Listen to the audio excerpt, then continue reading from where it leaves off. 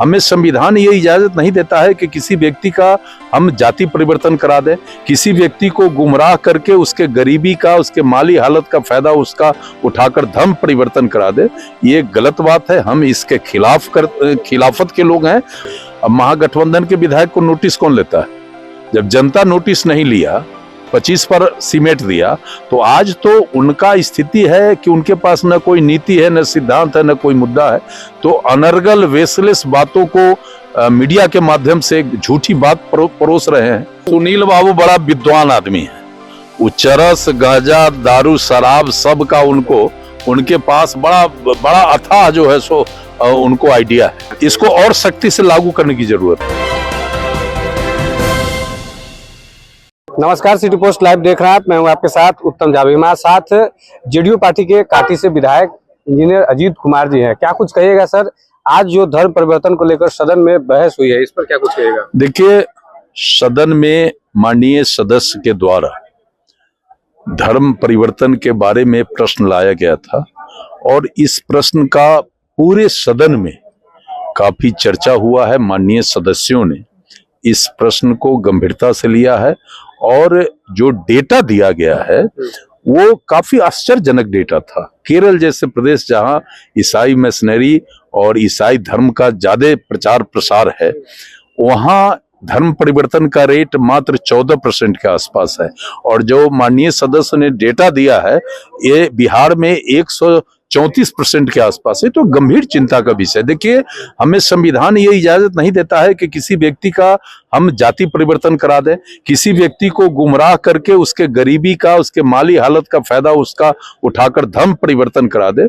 ये गलत बात है। हम इसके खिलाफत के लोग हैं और माननीय सदस्य ने जो सरकार को निर्देश दिया है कि ऐसे विषयों को गंभीरता से संज्ञान में लेकर और जरूरत के हिसाब से कार्रवाई किया जाए, ये काफी सराहनीय अध्यक्ष का यह आसन से निर्देश हुआ है।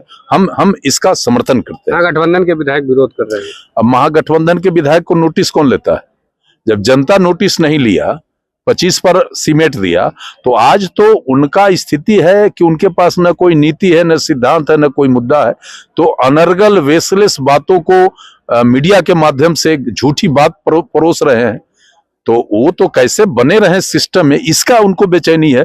उनको इस विषय से थोड़े कोई बेचैनी है, सिस्टम में कैसे बने रहे इसके लिए उनकी बेचैनी। बजट सत्र का आज आखिरी दिन है, ऐसे में शराबबंदी पर खूब बवाल मचा। आरजेडी के एमएलसी है, उनका कहना था कि बजट सत्र का जब आखिरी दिन था तो सुनील बाबू बड़ा विद्वान आदमी है। वो चरस, गांजा, दारू, शराब सब का उनके पास बड़ा अथाह जो है सो उनको आइडिया है। तो हम तो कहेंगे कि बिहार में जो ये शराबबंदी कानून लागू है पिछले 10 वर्षों से, समाज में शांति, खासकर झोपड़ी में रहने वाले माँ बहनों को पारिवारिक शांति और उनके परिवार का उत्थान, प्रदेश का विकास, ये सारा चीज इससे जुड़ा हुआ है। तो हम तो कहेंगे कि सुनील बाबू, आप अगर दारू के मास्टर हैं, दारू का जानकारी रखने का मास्टर हैं, तो आप सरकार को जानकारी दीजिए और सरकार इसको और सख्ती से लागू कराएगी। एक चीज ये भी देखा जा रहा है, विपक्ष के भी जो विधायक हैं ये कह रहे हैं कि शराबबंदी के बाद सूखा नशा का जो चरण है ये बढ़ गया। देखिए, ये गंभीर चिंता का विषय है। सूखा नशा के बारे में आप अगर कह रहे हैं तो हम लोग भी क्षेत्र में ऐसे विषय हम लोगों के सामने भी आता है।